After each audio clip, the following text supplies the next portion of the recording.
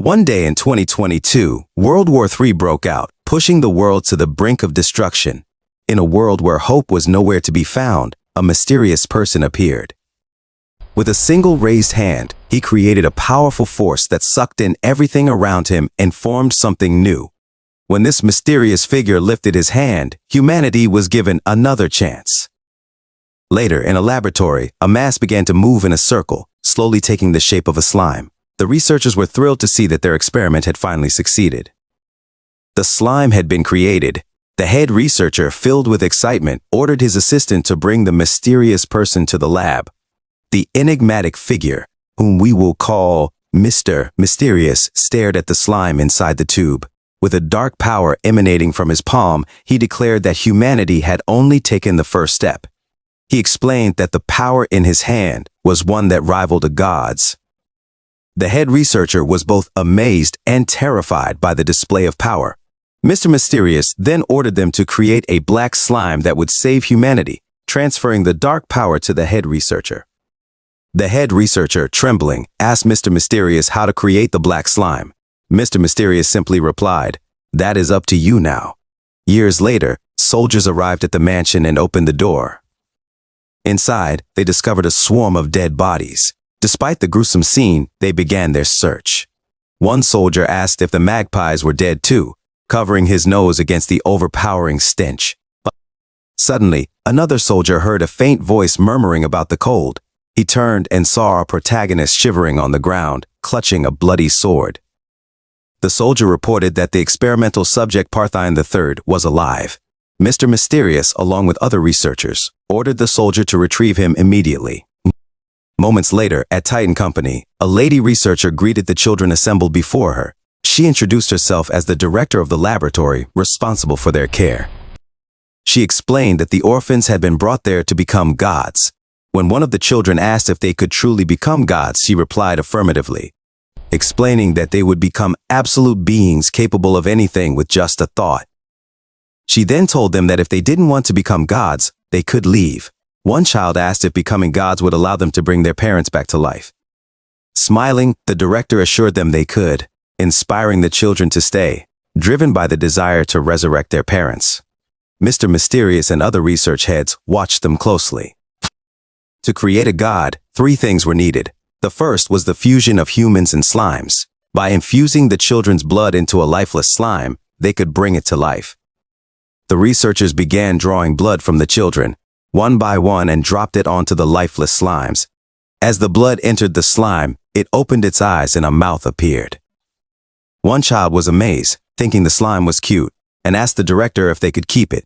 She replied that it was theirs, explaining that a slime infused with its owner's blood could not be touched by anyone else. The child hugged their slime and gave it a name, unaware of its true nature. The second requirement to create a god was growth hormone. The growth hormone in the blood acted as a catalyst to grow the slime.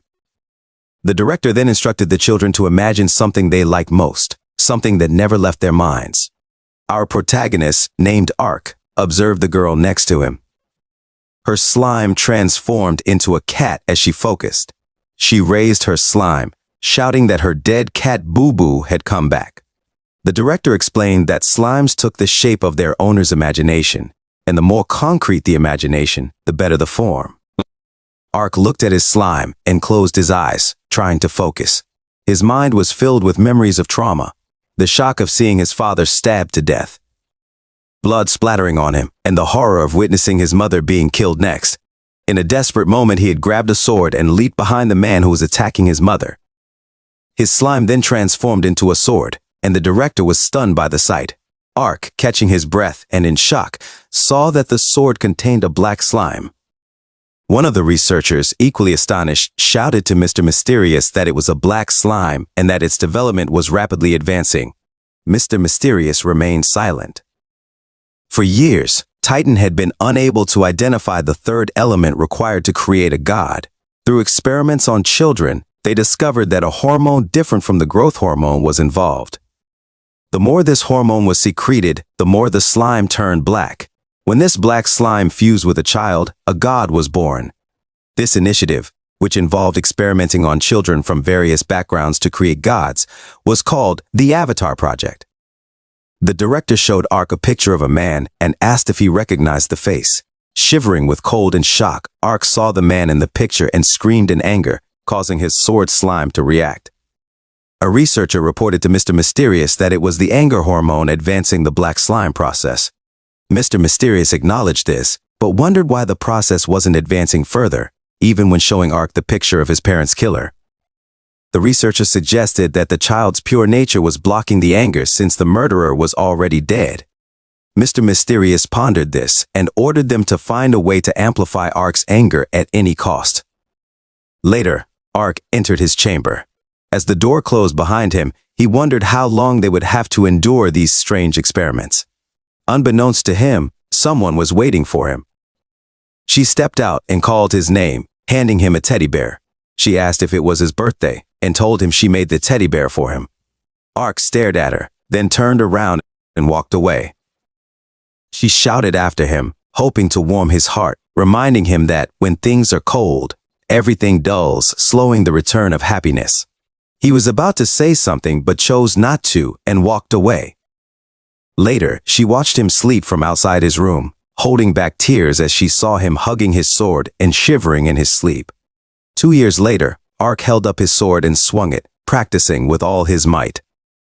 To everyone's shock, a burst of ice erupted from his sword. They could hardly believe their eyes.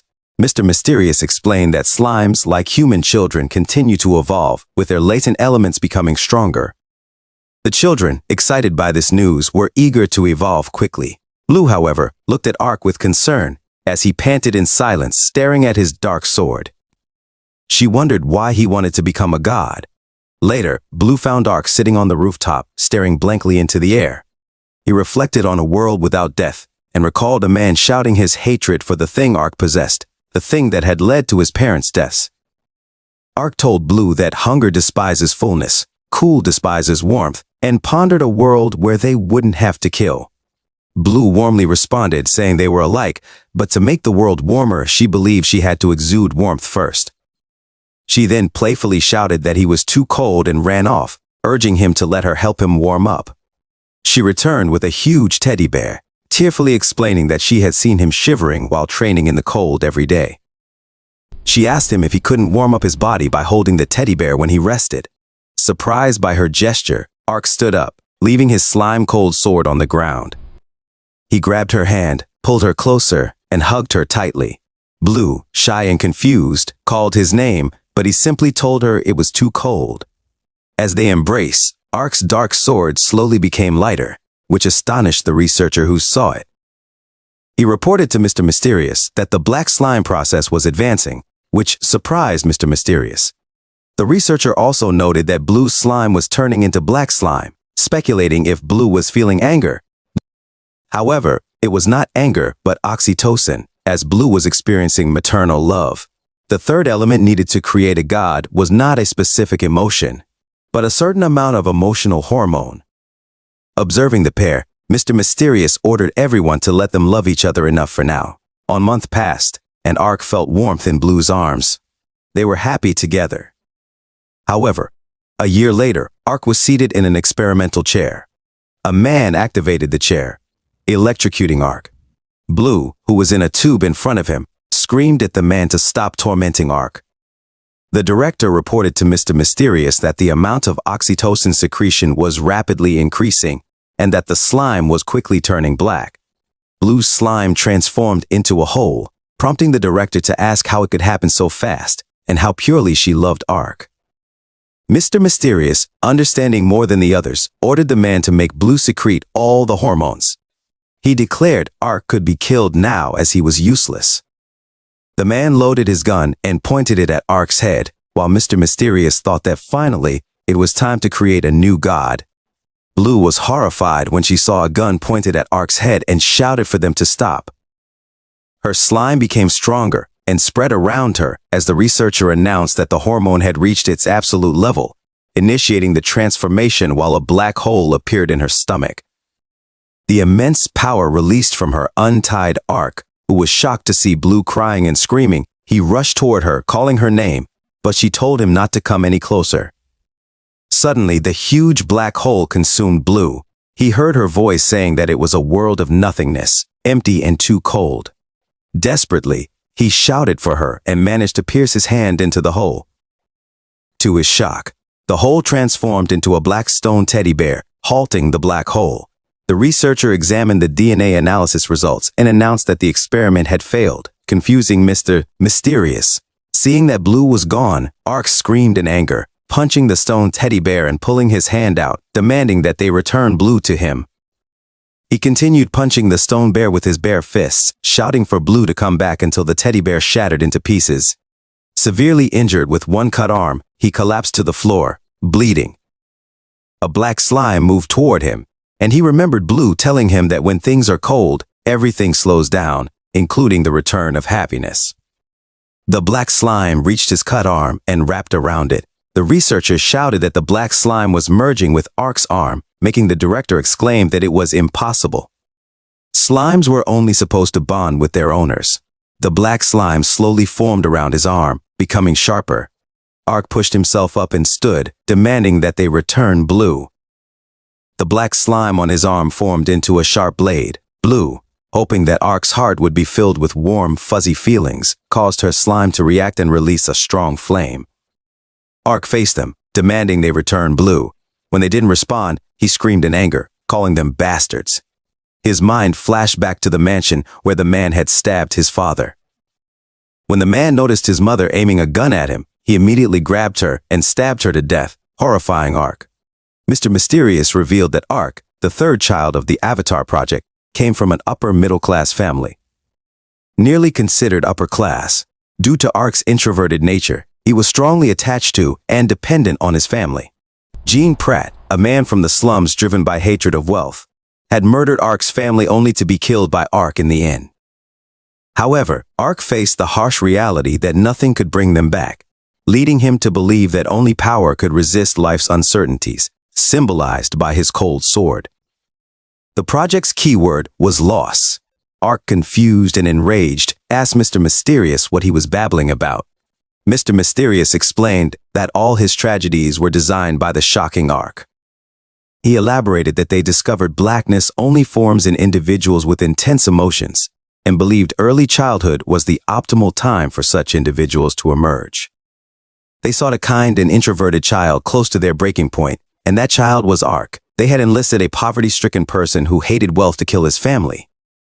Ark, seething with anger, approached Mr. Mysterious, asking if he was saying they killed his family. Mr. Mysterious replied, yes. Ark ran to the guard protecting the site, furiously asking why. He launched his flaming blade arm at the guard, killing them instantly. The researcher panicked and shouted to block the entrance. Soldiers appeared and aimed their guns at Ark, then started shooting. His blade transformed into a shield that blocked every bullet. The researcher couldn't believe the black slime was protecting Ark, making Mr. Mysterious smile and remark how interesting it was. He asked about the synchronization rate, and the researcher replied it was 0%. Mr. Mysterious was astonished that the black slime protected Ark voluntarily without any synchronization. The researcher explained that the black slime was an exact copy of Blue's mind and had become the embodiment of maternal love toward Ark, which is why it was protecting him without synchronization. The researcher then shouted that the guards were being overwhelmed. They saw Ark's cut arm bleed, but despite the pain, he continued to attack the soldiers, killing them with his flaming blade in a rage. Mr. Mysterious was satisfied, seeing Ark completely immersed in his fury. Mr. Mysterious then asked Research Team 3 if they were ready, to which a man replied affirmatively. He inquired about the current reaction of Ark's slime and was told that the blackening was in progress. When he asked about the resynchronization rate, they shockingly reported it was at 43%, surpassing the previous maximum of 23%. Mr. Mysterious praised them, noting that Ark was not just anyone to be discarded. The director, stunned by Mr. Mysterious conducting an experiment in such a situation, questioned whether Mr. Mysterious was even human. Suddenly, a huge explosion erupted at the laboratory's door as Ark walked inside, his blood dripping onto the floor. He demanded to know why they had done such things to his family and to Blue. He launched his blade, shouting his question, causing a strong explosion that killed researchers nearby and set the lab ablaze. But he was surprised when Mr. Mysterious appeared next to him, seemingly unaffected by the flames. Mr. Mysterious told him that the creation of a god was more important than the sacrifice of dozens of humans. But a black slime appeared in time to block his attack, shocking him. Mr. Mysterious then informed him that he was not the only one who could create black slime. Art questioned why Mr. Mysterious didn't become a god himself, to which Mr. Mysterious replied that the fragment next to him was the first black slime, known as Genesis Sama's fragment. It had already become a god once and exhausted its power. It was a one-time use. Once a black slime became a god, it couldn't do so again, which is why they needed as many experimental candidates as possible. Ark retorted that none of them wanted to become gods until they were robbed of everything. He launched his flaming blade, shouting that they never wanted to become gods. Once again, the black slime next to Mr. Mysterious blocked his attack. Ark swung his blade repeatedly, but the black slime blocked each strike. Frustrated, he was eventually pushed back by the black slime, but managed to land on his feet, kneeling in pain. Mr. Mysterious then told him that the black slime in his arm was drawing power by consuming his blood, making Ark more dangerous than himself. Ark replied that even if all his blood burned away, he would definitely kill him. Mr. Mysterious smiled, seeing it as good progress, and thought he just needed a little more. He then revealed that the seventh child of the Avatar Project, known as the Blue Project, named Desire, was among the poorest residents of the slums. Daily survival was a struggle, and she was Jean Pratt's daughter, the man who had killed Ark's family at their behest. In a slum apartment, Jean placed his gun inside a teddy bear and apologized to Blue, telling her that without her mother, just the two of them couldn't protect themselves. He gently put the teddy bear closer to his daughter's head, apologizing again and admitting he wasn't capable. Blue woke up, surprised to see the teddy bear. Excitedly, she hugged it and thanked her father for the Christmas present. Jean, shaking with tears, asked what was so pretty about it, telling her he had just found it on the way. She replied that it was special because he picked it up, and now there were 3 of them again. She promised to keep them safe and gain the strength to protect them, making Jean cry loudly while hugging her, repeatedly apologizing and swearing never to give up, telling her he loved her so much. Blue, also in tears, told her father she loved him too, leaving him stunned and tearful. Mr. Mysterious remarked that Blue wished every day for warmth to fill her heart. Ark then remembered launching at Jean, but Jean had turned to him, saying Blue could now receive citizenship. And Jean died thinking of his daughter. Mr. Mysterious explained that Blue always hoped her warmth would fill her room, waiting for winter to be over. She believed her father must be trying to earn more, so she needed to hug tighter. As Ark's blade flame reached the ceiling, he remained silent. Mr. Mysterious asked for the synchronization rate, and the Team 3 researcher replied it was 67%. Mr. Mysterious, thinking it still wasn't enough, explained that the only way to create a god was to make children who just wanted to hold something precious face cold reality, turning hope to ashes. And that's the only way to create gods. Ark approached Mr. Mysterious, despite being unbalanced, reached for Mr. Mysterious and grabbed his neck, asking if Blue knew he killed her father. Mr. Mysterious replied yes, shocking Ark, who then launched his blade at Mr. Mysterious's head in anger, but the black slime blocked it. Mr. Mysterious told Ark it was futile as he was now. He needed to become a god, bring back his family in Blue, and turn someone like Mr. Mysterious into an insect, tearing off his limbs one by one until he died. Ark collapsed on the floor as Mr. Mysterious told him he was just an illusion. Later, the Titan Company gate opened, and Ark emerged with his slime sword, remembering his agreement with Mr. Mysterious to become a god to save Blue. Mr. Mysterious gave him a choice to stay or leave, and Ark chose to leave. The researcher asked Mr. Mysterious if he was sure because if Ark forgot everything and became happy, the synchronization rate might drop to 0. Mr. Mysterious just smiled and replied that it was colder outside the fence. As Ark walked away, his dark sword slime unformed and returned to a simple slime. He told Blue that his dream had changed. He no longer cared about others dying or living until the world was restored to where she existed. His time would remain frozen in that winter. 3 months later, a man stood in the dark when a bright figure appeared and called his name, Amon. The man, Blake Ammon, leader of the crime organization Binary, was ordered by the figure to secure the prototype slime they had located. She promised that if he succeeded, she would grant Binary the power it desired. Ammon bowed and replied that he understood. The bright figure disappeared, leaving Ammon alone in the dark. He walked to a laboratory room filled with capsules. As he walked around, annoyed by the arrogant Titan, he stopped and stared at the slime in the middle, thinking that things wouldn't go as they planned.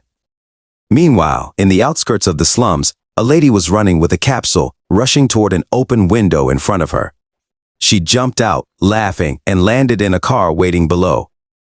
Noah told her team that it was a success and they should try it. Jerry asked her what was going on and where Zero was, while Jan praised her for being amazing. Noah pointed above them, and they saw Zero falling from the building. Zero slammed onto the car, holding his painful backside, and asked Noah if she had taken care of the goods. She proudly replied, "Of course." She showed Zero the capsule and told him it contained a slime, explaining that it wasn't just any slime but a very special one.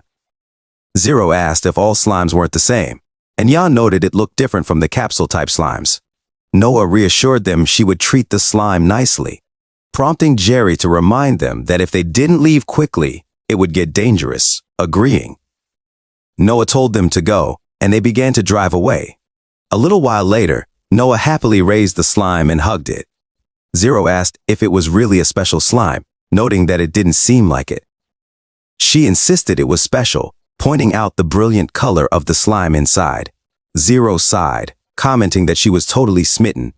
She confidently replied that they would crush Binary with that slime. Just then, Jerry got her attention, pointing out a pursuer. She told them to look above, and they saw a man launching his fist at them from above. Jan immediately swerved the car to the side to avoid the attack, asking what the hell was happening. Thanks to his quick reaction, they dodged the man's attack, though they were splashed with sand from the force of the impact. Suddenly, the man reappeared at their side, moving with incredible speed, though managed to shoot him just in time, pushing him away. She shouted at him, tauntingly asking how it tasted, but then Jerry yelled that there were more attackers above them. They looked up and saw another man running across the rooftops, trying to catch up. Noah and Zero started shooting at him, wondering if the attackers were slimes. Their bullets headed towards the man, but a blue slime intercepted and ate the bullets, then spat them back. Fortunately, Jan stopped the car in time to avoid the ricocheting bullets. Zero commented that they must have messed with something dangerous, but Noah replied that it meant the slime was something valuable. Asking if the attackers were from Binary, and Jerry warned that they were going to get caught at this rate. The man they had shot transformed, his slime wrapping around his body. Once fully covered, he dashed at them with incredible speed. Noah and Zero continued shooting, but their bullets didn't even scratch him. Zero shouted in frustration, asking what was with the man and why he was so tough. Noah stood up, telling Zero they couldn't continue like this. She grabbed a cloth and threw it away, revealing their main weapon hidden behind the car. She told them they would have to crush the attackers with it. The man chasing them from above jumped down, landing on the sand. He stood up, his slime forming into swords. He grabbed the swords and dashed towards them while another attacker, the rock-like man, closed in from behind. Noah activated their cannon and shouted at the rock man to take it. She fired, but the man managed to build a shield in time to block the attack. She then rolled the cannon to the front, shouting for the next target, not noticing that the cannon's screws were loose. When she released another attack, the force threw her back along with the cannon. Her team was shocked and worriedly called out to her as she fell, the capsule slime slipping from her grasp. The capsule fell first, and when Noah hit the ground, her team stopped the car forcefully to check on her. They found her lying on the capsule, bleeding, and collapsed. Blood from her head dripped into the cracked capsule. The men landed around Noah, and one of them stared at her until he noticed her blood dripping into the slime. He informed the bald man that they had already merged. The bald man replied that they seemed like orphan kids from the looks of it. The man's slime then moved out from his body, and he irritably asked if he should kill them. The other man advised against it, explaining that it could damage the slime, and they needed both the kids and the slime intact. The stone man walked away, grabbed a huge stone, and forcefully threw it at the car, causing it to explode. He laughed and shouted that it was a hit. The blond man looked at the bald man seriously, prompting the bald man to say that the rest didn't matter if they died. The bald man then grabbed Noah and the slime in the capsule, and they jumped away at speed, leaving Noah's team's car burning. Unfortunately, the kids had hidden in advance. Jan sighed in relief, thinking they were going to die but glad they hid in time. Jan looked at Zero, who was cursing, and asked what they were going to do now. Zero asked Jerry if they could track the attackers. Jerry closed her eyes to concentrate and then informed him that it wouldn't be easy because they were moving too fast. Zero asked if it was possible, and Jerry replied affirmatively. Zero then told them they should go after them. A moment later, in Binary's secret laboratory, the two men entered with Noah. The men shook her awake as they walked calmly. Noah wondered what was going on, recalling that they were being chased by pursuers and tearfully wondering if she had been caught. The blond man told the bald man to take Noah while he went to meet Amon, which the bald man grumbled about, saying he hated nuisances. Hearing Ammon's name, Noah realized they were in Binary's hideout. She heard the bald guy telling the blond man that Ammon wasn't an interesting guy, while she thought that things had gotten messy trying to secure the slime. Despite this, she considered it might be a good thing, as it could give her a chance to uncover their secrets. The bald guy kicked open a door and walked into the cell. Noah looked around, wondering if it was a prison. She thought she might be stuck there, but then she was shocked to see children inside the prison. She realized they were the orphans who had disappeared from the slums and confirmed her suspicion that Binary had kidnapped them. Determined, she moved quickly, calling out to the bald man before kicking him in the head with her knee. As he let go of the capsule, she dropped to the floor and demanded to know what they were doing to the kids. The bald man, unfazed, commented that she was awake and suggested they have some fun. She defiantly shouted that she wasn't scared of him, calling him a bald freak to tease him. However, within minutes, she was beaten up and bleeding, then locked in one of the prison rooms. Holding her face in pain, she noticed that everyone in the prison rooms looked like kids. She wondered what Binary was doing to them. Angrily, she thought about the evil bastards and resolved that she wouldn't sit back and do nothing. She shouted that she was going to destroy them no matter what. Suddenly, a bright light appeared above her. She looked above her and saw the slime, and they stared at each other for a moment. She screamed in panic, causing the slime scream too.